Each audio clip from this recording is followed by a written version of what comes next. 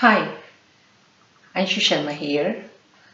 Today's topic is main duties of a human being who is a householder. Due to the fast pace of life, most humans have forgotten their duties.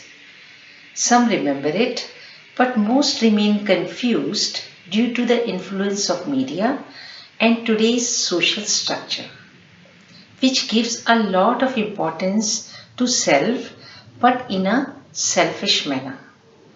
When we give our life too much selfish and self-centered focus, earning and living only for ourselves, we gradually reduce our potential and growth, which may result in depression and all sorts of mental problems. It is important to be clear about our duties and responsibilities as a householder and as a human being, and then take steps to perform them. Educating ourselves is actually putting information in our subconscious mind, which keeps guiding us on a day-to-day basis. Let us discuss what our main duties are. Duty towards self. This is our first and foremost duty and responsibility. Duty towards self includes keeping health and well-being in our mental, emotional, and physical makeup. Mentally, we constantly need to invest in entertaining, uplifting, positive thoughts, do meditation and prayer, and keep company of positive people. Every day we need to take some time off in order to pay attention to what thoughts we are thinking and then transform the negative thoughts into positive thoughts so they benefit and empower us. Emotionally, we need to deal with our negative emotions and transform them into positive emotions. We need to pay attention to what we read, watch and listen, because everything creates emotions in us. Physically, we need to be careful about putting nutritious food in our body and do regular exercise and indulge in any action that leads to moral and spiritual growth. A good quality of sleep and maintaining regular hours of sleep is essential. One of the reasons of depression is poor quality of sleep and thinking negative thoughts during the day and also during the night. Taking responsibility of our finances is essential so that we have enough for today and also we save some for tomorrow. Unless we perform duty towards self well, we cannot perform other duties properly. Our second duty is towards our progeny and immediate close family members. In addition to duty towards self, every day we need to fulfill duty towards our immediate family members, and whenever time and whatever time we can comfortably afford, we need to participate in family chores such as washing, cleaning, shopping, cooking and attending to others' needs. I will only clean my room or wash only my clothes is to be avoided. As parents, we have a responsibility towards our children. We have an obligation to work for the welfare of our progeny from the time of their conception. It is our duty to raise them, educate them, teach them their duties and responsibilities and inculcate in them good values. Children learn best by example. So it becomes important for us to live our life with values and principles. Grown-up children have to be taught to contribute a few minutes every day and a little longer time on the weekends and during the holidays in sharing household chores. Care is to be taken not to overburden them and deprive them of their precious childhood. They have to be taught to be respectful and helpful towards aging parents and also grandparents. As parents, we cannot assume these values would automatically be inherited. Lifelong values and principles need to be taught and cultivated in young adults.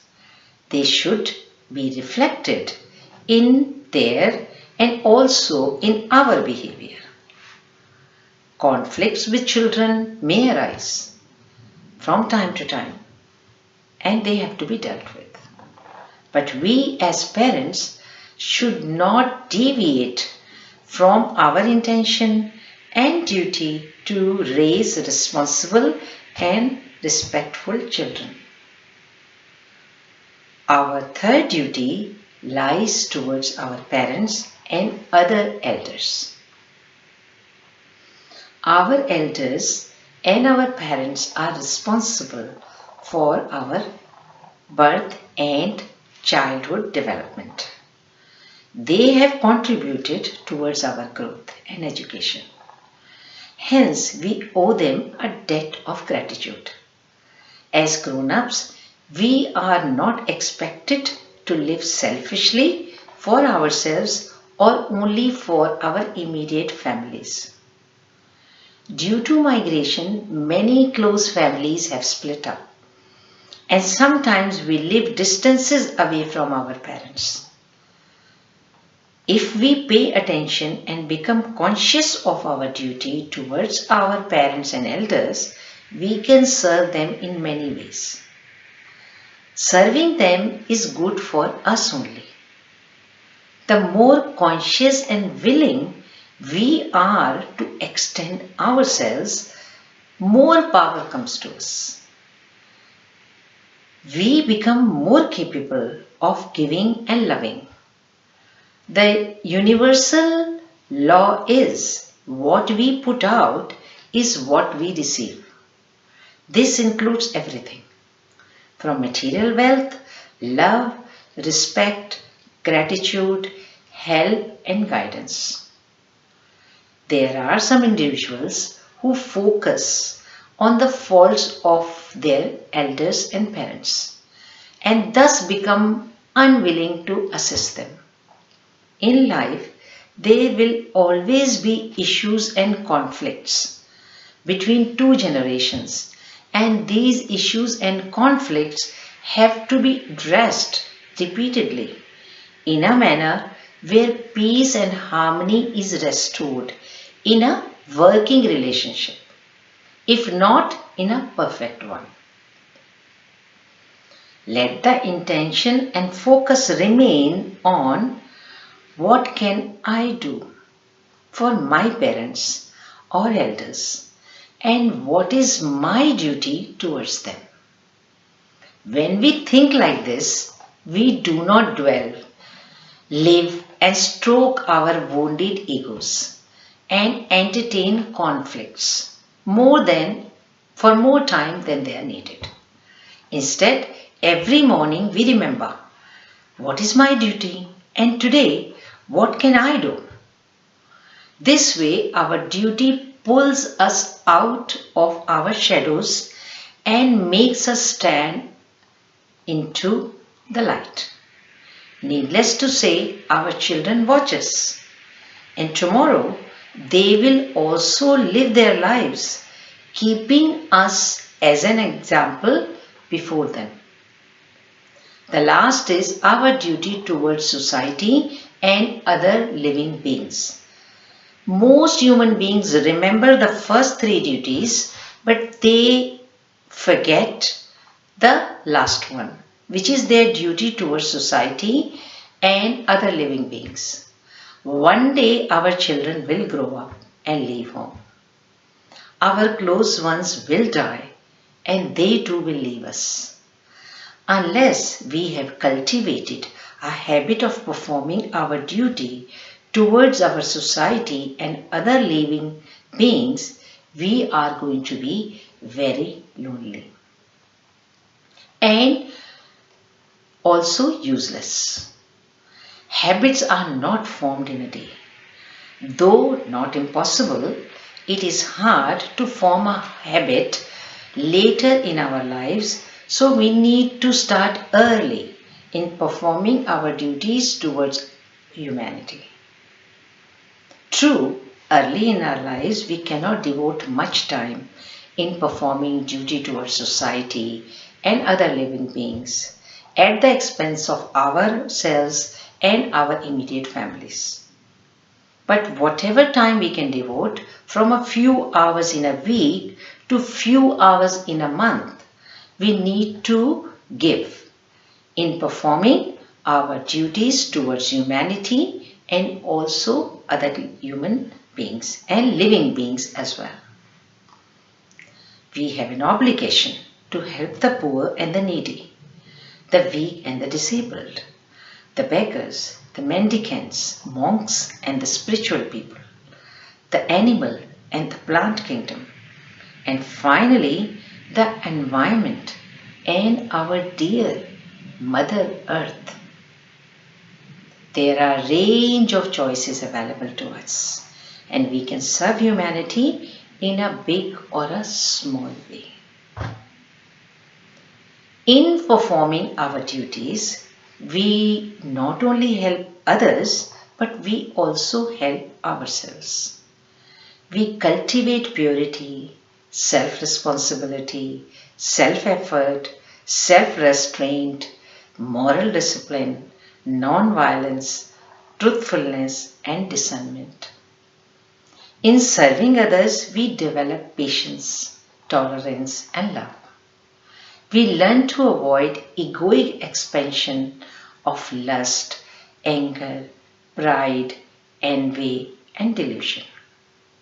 We develop a deep self-respect for ourselves, and we also increase our powers. We become a valuable contributing member of our society. If we lose our value, then we become worthless. Performing duties is the first step towards our liberation. No one can achieve liberation without performing their obligatory duties and responsibilities. First, selfish actions produce karma and thereby bind us to the repeated cycles of birth and death. Whereas duties and selfless service to others free us. Only in freedom we ascend and soar to higher dimensions. That's all for today. Thanks for listening. Take care. Look after yourself. Bye for now.